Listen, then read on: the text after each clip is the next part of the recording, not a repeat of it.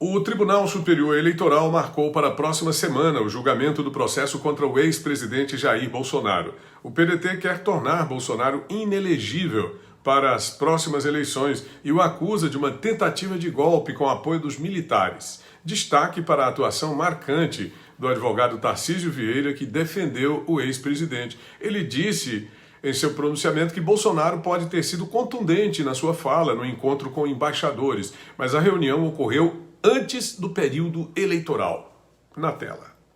Os achados que vieram do Supremo, o ministro Alexandre pode me corrigir se eu estiver errado, contém, por exemplo, uma perícia papiloscópica sobre esse documento, dizendo assim, não é assinado, não é datado, não possui identificação, jamais foi tocado por alguém que não o escrivão da Polícia Federal, que fez a diligência e não se ocupou de colocar nem luva de látex, e a advogada que acompanhou a diligência. São as duas digitais que estão nesse documento, que nem merece o nome de documento, porque não é identificado, não é datado. Chegaram a dizer, Tarcísio, você tem participação? Não, tem até erros de português, ministro Carminho. É um documento risível. É um documento que foi parar na casa do ministro Anderson, não saiu de lá e não teve propósito outro senão ir para o lixo. E nunca foi publicado e nunca foi aplicado o artigo 136 da Carta Política Maior, convocação do Conselho da República, Conselho de Defesa. Vejam, houve quebra da cadeia de custódia, o documento é inútil, e inútil, inclusive, para o que ele pretende insinuar. Aliás, pelos mesmos fatos, ministro Cássio,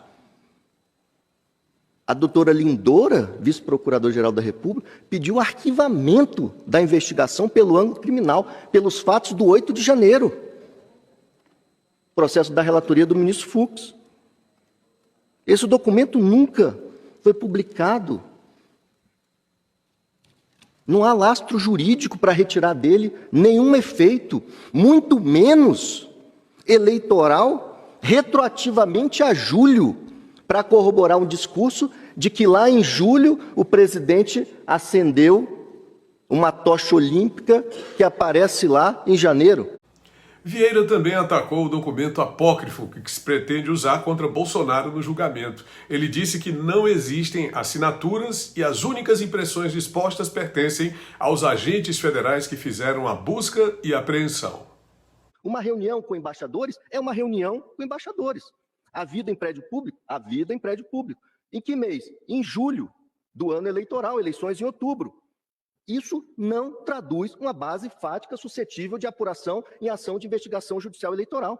Se o presidente queimou a largada em matéria de propaganda, que se lhe aplique a multa do 36. Se o presidente fez uso indevido de um prédio público, que se lhe aplique a multa do artigo 73 da Lei das Eleições. Mas o PDT, numa espécie de esquenta eleitoral, como naquelas escaramuças que antecedem os verdadeiros combates, optou pela AIGE. Eu não creio, sinceramente, tenha havido um erro. Não creio.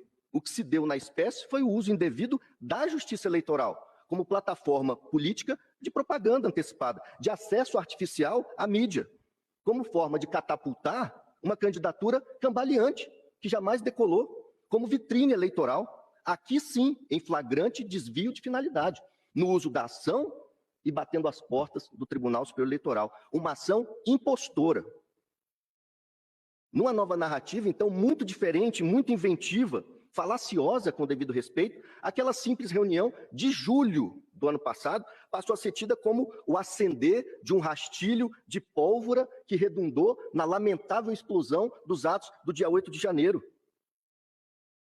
Incidente lamentável, mas há 3 dias atrás, o atual ministro da Defesa do governo petista, que é um homem lúcido, esclarecido, o ministro Zé Múcio, já disse, esse evento não teve um grande líder, não teve uma liderança identificada, está em todos os jornais isso. Introjetou-se, ministro Floriano, a fórceps, nas vísceras desse processo original, que cuidava de um assunto diverso, um corpo estranho, tumoroso. Fatos que, por sua natureza, poderiam até ensejar novas investigações nos tempos processuais adequados e nas esferas próprias, não na via eleita. não com aproveitamento de processo instaurado para finalidade diversa, os meios que justificam os fins, não para colocar fim eleitoral em Bolsonaro, no bolsonarismo, ou mesmo para varrer do mapa político um projeto de direita para o Brasil. A Corte analisa se o ex-presidente deve ser condenado por suposto abuso de poder político. Mais cedo, o relator Benedito Gonçalves, amigo de Lula, apresentou uma explanação do caso, no entanto, sem manifestar seu posicionamento, o que deve ocorrer na próxima sessão. O advogado Valber Moura Agra, que representa o PDT na ação contra Bolsonaro por abuso de poder político e econômico junto ao tribunal, disse que os ataques do ex-presidente faziam parte de uma trama golpista com a utilização da estrutura pública. A imprensa militante, com certeza, tentou identificar na fala do defensor Tarcísio Vieira uma tentativa de desqualificação do próprio Bolsonaro. Eles ainda não entenderam que jornalismo é uma coisa e política é outra coisa. Certamente nunca entenderão. Vamos falar também sobre o depoimento do general G. Dias, ex-ministro do GSI de Lula e considerado um tipo de segurança pessoal do suposto presidente. Em seu depoimento na CPMI dos atos golpistas, ele negou que tenha dado apoio aos invasores. Contudo, ele admite que adulterou o documento enviado ao Supremo e ao Congresso. G. Dias também acusa a ABIN, Agência Brasileira de Inteligência, por envolver o seu nome no episódio. Eu não adulterei e nem fraudei nenhum documento. Eu sempre falei no GSI, principalmente nessa semana, que todo documento que passasse por lá tinha que ser a expressão da verdade. A SECAI solicitou ao GSI o que a ABIN tinha produzido de informação. Esse documento passou para a ABIN. A ABIN respondeu com um compilado de mensagens de aplicativo. Esse documento tinha lá, ministro do GSI. Eu não participei de nenhum grupo de WhatsApp, eu não participei do grupo, eu não sou, na realidade, o difusor daquele compilado de mensagens. Então, o documento não condizia com a verdade. Esse era um documento. O documento foi acertado e enviado para a SECAI. Essa informação que o senhor traz é muito grave. Porque ela demonstra que um órgão de Estado, pelo que o senhor está dizendo, e eu acredito no que o senhor está falando, fraudou um documento. E aí precisa que as autoridades apurem a quem interessava essa fraude. Isso é grave. Precisa que seja investigado. Essa fraude interessava a quem? Quem era o diretor, o presidente, eu acho que é isso, da ABIN na época? Era o diretor adjunto era o Saulo. Ele é o responsável por isso. Ele é o responsável por produzir o documento. A ABIN é responsável por produzir o documento. Na CPMI não faltam bate-bocas e atos de profundo mau gosto, como este que nós vamos colocar agora, em que a deputada que atua como relatora da CPMI, porta-voz de Lula e Flávio Dino, perdeu o equilíbrio e mandou também o deputado Éder Mauro calar a boca. Isso aconteceu depois que ele apresentou questionamentos sobre a atuação excessivamente chapa branca de integrantes da comissão. Eu estou fazendo uma pergunta e nem estou pedindo que o depoente responda o que eu quero. Eu estou pedindo para ele não enrolar. Eu estou pedindo para ele falar, para ele responder o que eu perguntei. Agora eu não vou permitir que um depoente venha para cá e tente tripudiar sobre esta relatoria. Fiz uma pergunta de forma clara, de forma direta. Eu espero que ele responda. E nem vou aceitar que parlamentar nenhum aqui tente cessear minha voz. Deputado Vossa Excelência nem é integrante desta comissão. Então, simplesmente se cale. Se cale, porque neste momento, quem está falando aqui é a relatoria da comissão e eu não vou aceitar nem você nem ninguém. Vai gritar em outro lugar, aqui não, deputado. Vai gritar em outro lugar, aqui não. Respeite esta comissão. Cale sua boca. Respeite a comissão. Cale a boca. Presidente, eu não vou aceitar isso aqui na comissão. Cale a boca você, deputada Elisiane. Vossa Excelência, eu não vou me submeter a esse tipo de agressão deputada, aqui na comissão. tenha paciência. Cale a boca você. Os trabalhos estão suspensos pelo prazo de 5 minutos.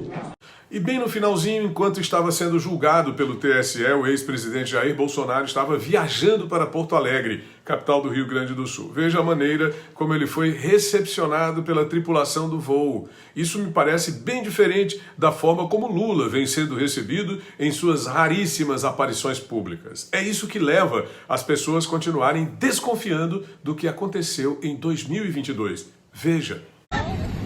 Pode tirar uma foto?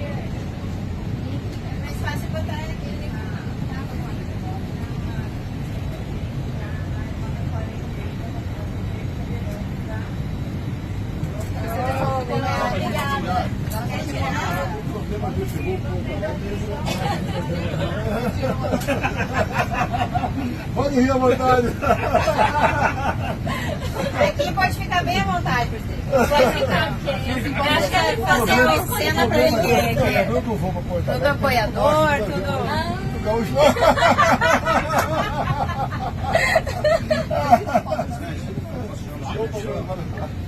Posso soprar do seu lado? Eu vou dar uma foto pra você. Opa.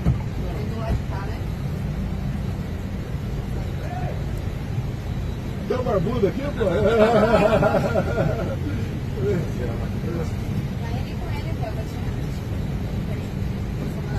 Depois eu mando aquela foto lá.